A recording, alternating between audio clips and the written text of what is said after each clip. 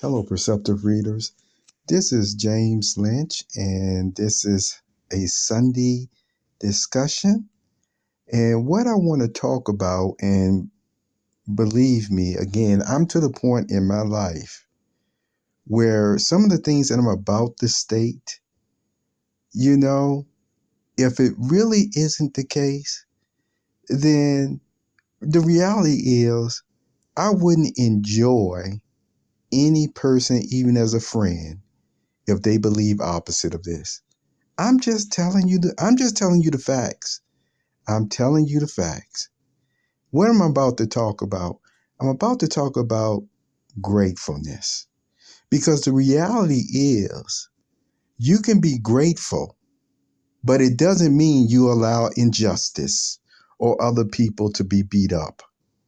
See, and that's one of the tactics that these deceitful people who like to lord their power over others try to get you to think. See, here it is. You could be seeing something is wrong with a situation.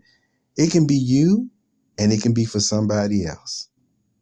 And when you go to address that situation, if the persons end up, their only argument is you are not being grateful, well, you know what I said to those type of persons? You're part of the problem. See, it's like apples and oranges for me. Reference my podcast on that. See, there are times where, let's say, somebody gave you a gift. You see what I'm saying? And you know how people say it's a thought that counts? So, in other words, somebody may give you a gift and it came from the sincerity or goodness of their heart. And instead of really appreciating the gift for the value and the thought, then maybe the person just ends up throwing the gift away. You know, you know what I'm saying? Ends up throwing the gift away. And so that would show an ungratefulness. I give you an example of that. Did you know when it even comes to cats, that cats will actually use their primal instincts? Some of them, not all of them, but some of them. And you will see this like in farm territory. I'm just letting you know. People who do that. And let me tell you, while you may be out there working in the field, all day, then late afternoon or something of that nature, you might see all of a sudden the cat come around the bend with even a little mouse in his mouth, dead. He done hunt that mouse down and then will drop it right at your doorstep. Now, for some person's reactions who may not really realize what that cat is doing, they may take all sorts of offense to that cat bringing that mouse and dropping that mouse right at the doorstep. But do you know what's really happening in that cat's mind and instincts? You take so good care of me, I'm going to bring you some dinner today. I'm going to bring you something that's going to also sustain you. I'm providing as well. Yeah. And so the whole point is, even if when that cat drops that mouse off that it done caught for the meal that it wants you to cook for everybody, well, all you may do is just say thank you to the cat, you see, and then whatever when you take it from the cat and put it in the bag or what have you, just don't let the cat know that really, you were going to throw that thing away. You weren't going to put it in the pot and cook it or what have you. But see, all the same, and you may even commend the cat. It depends on if you got a mouse problem or not. But see, here is the thing about gifts. And I know I went to one side and said, how can I appreciate that? But see, it's to give you the thought of the count of being gratefulness or whatever, grateful for the thought in that time, the service or whatever that the cat was actually doing. Where I'm talking about humans, I know, really.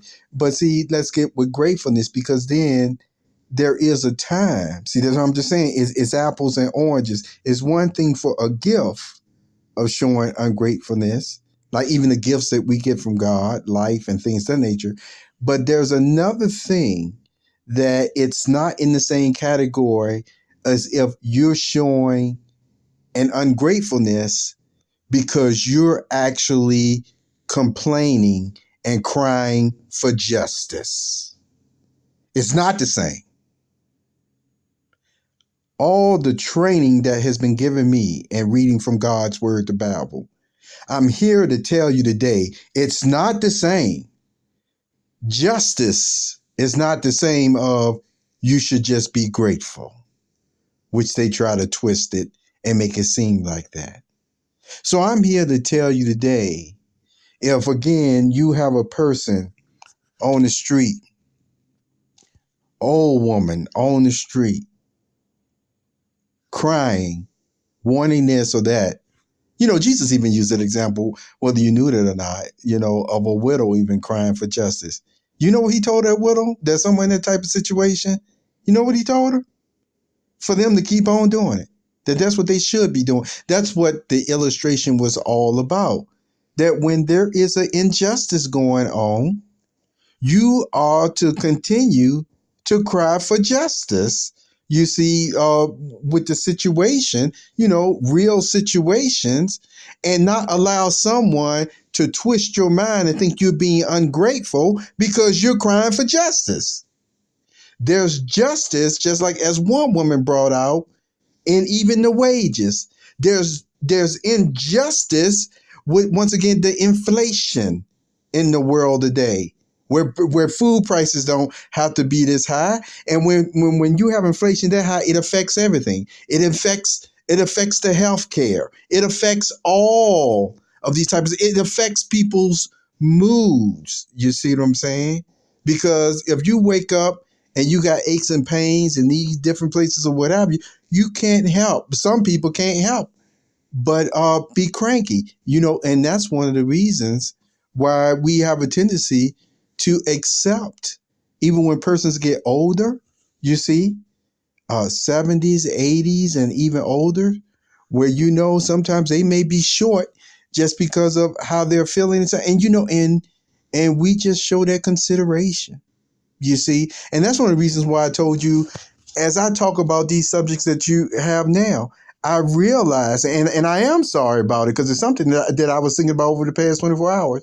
I realize some of the topics that I address in a spiritual way, most likely it is going against probably the opposite of what somebody who's even over 80 really views or thinks.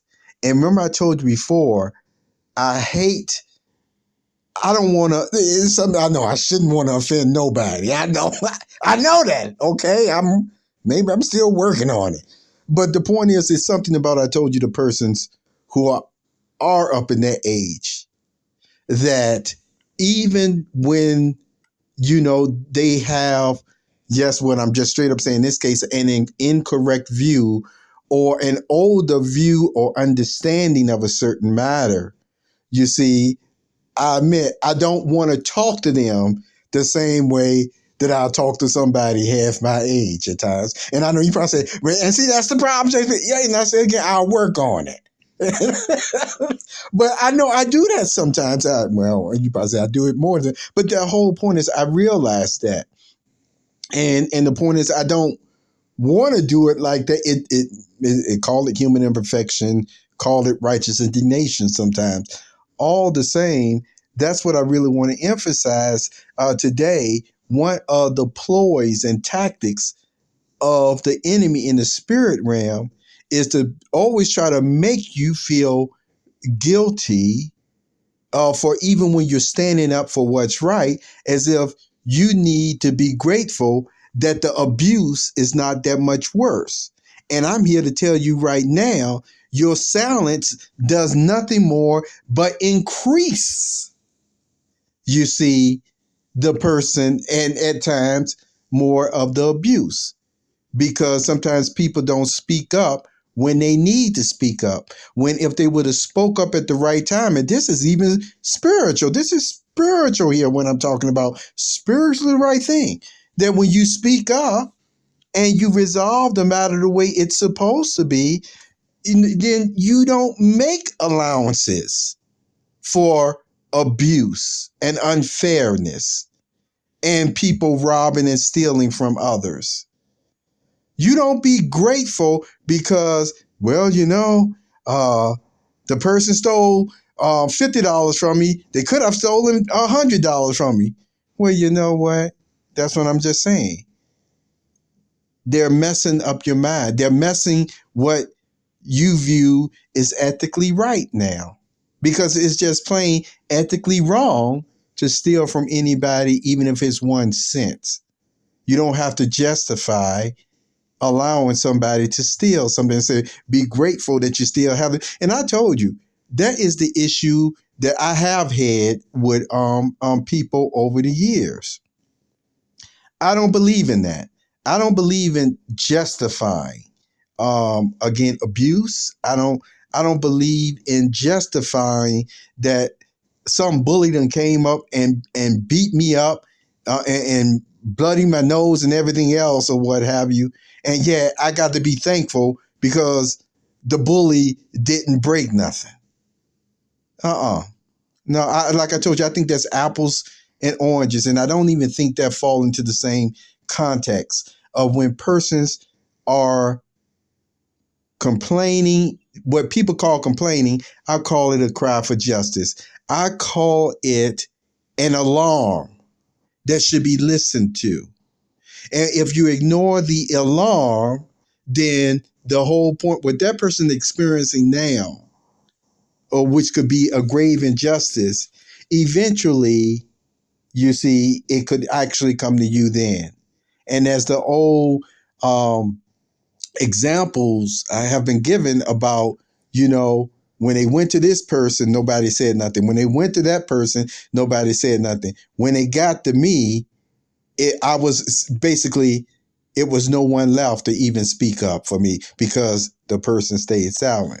So that's what I want to continue to emphasize to you on this Sunday, that if we weren't supposed to do our best and pray to do our best to even resolve difficulties, Jesus would not have laid out how to resolve difficulties.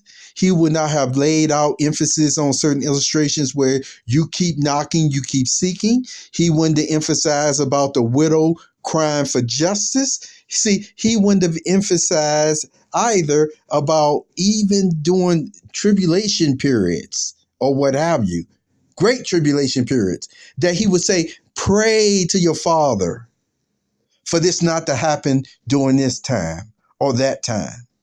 So there are too many clear instances. I'm not going to say too many because they were needed to be emphasized by Jesus, that no, it's part of doing the very best you can to not only live in righteousness, but guess what? To defend and protect your ability to live in righteousness. Because I'm here to tell you today, and this is one of the reasons why I want to keep emphasizing how we don't know how people got in the situations that they got in. And sometimes I told you, and this I know for a fact, they got in some of these situations where now they just have to deal with, not because they were running towards them, but because of the insensitivity of the people, the coldness of the persons around them, the slanderous ways their so-called friends treated them, where then they end up in situations and occupations if the persons wouldn't have been so stingy and tight-fisted with their love and exactly what they could have done to help avoid the situation. You see, the letter of James does talk about helping people even materially. You see what I'm saying? Helping people materially. Even talks against withholding wages back from people.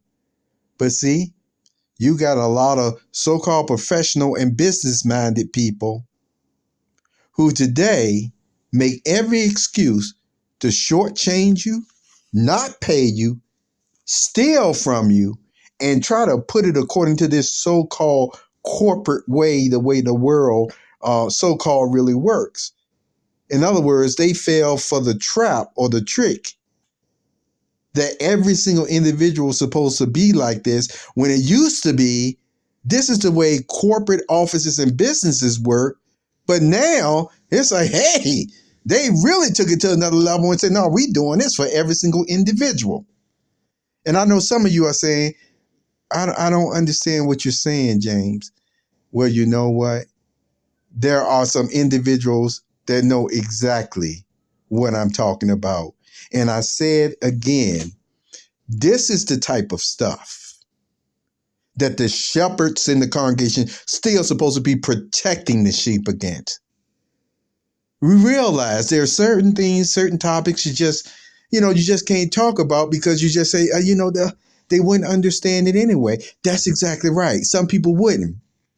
But that doesn't mean you still don't do your best to protect them against this stuff, you see. And you certainly don't feed into it so that you can fleece them dry. And like I said, and want to make them feel so beneath this or so beneath that. Oh, and just like, just one thing I just got to tell you, and I know I might be on my high horse on this or what have you. But I got to say, if you got to start resorting towards just attacking somebody physically, you see, and even financially, as if they don't deserve to be in this spot or what have you. So let me tell you this. Am I a billionaire? Oh, no. But you know what? It doesn't mean that in my lifetime that I haven't enjoyed great association with persons who I would consider are still spiritually trillionaire mindsets. Oh, you better believe it. It doesn't mean that I haven't had contact in my life with persons who were wealthy. You see what I'm saying? And people may wonder at times, why this individual? Why the individual? Well, I'm going to tell you at least one of the reasons why I think this happened to be. If one, it wasn't because of the grand creator himself, but two, I told you the biggest problem with a lot of people that they have today, they are so, can I use this expression? They are so freaking nosy that they are presumptuous beyond bounds.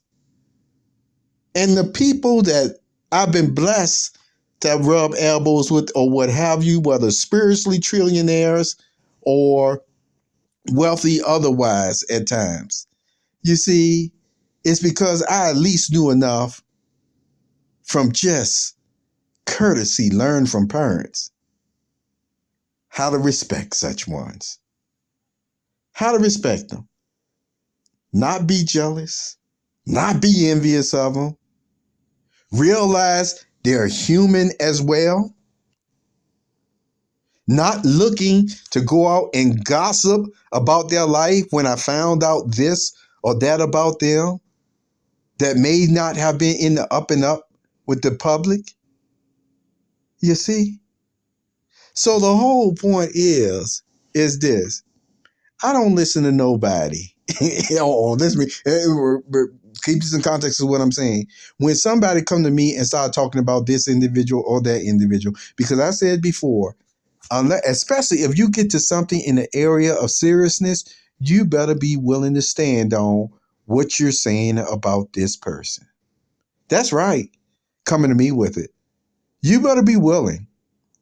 Otherwise, if you just having a little light talk or joking, this or that, whatever, I know how to laugh and take it for what it is or what have you. But no, straight up trying to slander, straight up trying to get this person out that job or what have you or something like that. You better have a very, very good reason, and you better be ready to stand on whatever you're saying. Okay? Now, there are extenuating circumstances, but make no mistake about it. This is what I mean by when getting on my high horse. You're talking to somebody who at least trained to cut through, whether you're trying to take these extenuating circumstances and put them towards yourself because you're trying to get over, or because once again, you really have fallen into what these extenuating circumstances really do apply to certain persons. So here's the encouragement. You keep standing up. You keep praying for strength.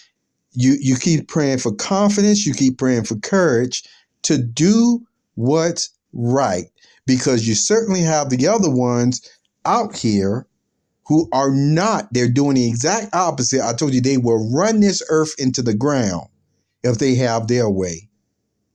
And so the whole point is they don't deserve to be able to run this earth into the ground. You got something good to share, you share what you have good.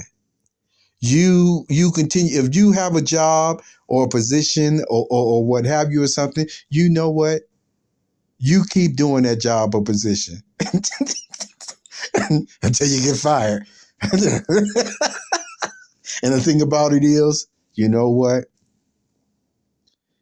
If you were doing the best that you can, then you see what I'm saying? In all sincerity and honesty, you doing the best you can, then you know what? You can still hold your head high as you still move to get some other clientele from some other way. You have a very wonderful Sunday, Perceptive Readers. Take care. Space Vessel Justice. This week on this Space Vessel, thank you for traveling with me. I want to mention he was 80. He was 80. No, I'm not talking about his age. I don't know what his age happened to be, but he was walking across my path and he had on this jersey that said 80.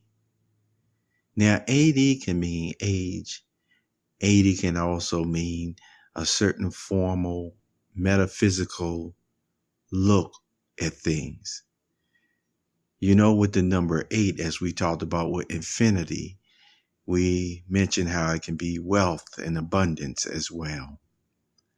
However, as he went across my path, I saw that the wealth and abundance of this older gentleman, I don't want to call him elderly, the beard just betrayed something. It was scruffy. His clothing was also, unkempt. And yet, he still had some strength about himself, even though you can tell life had really hit him.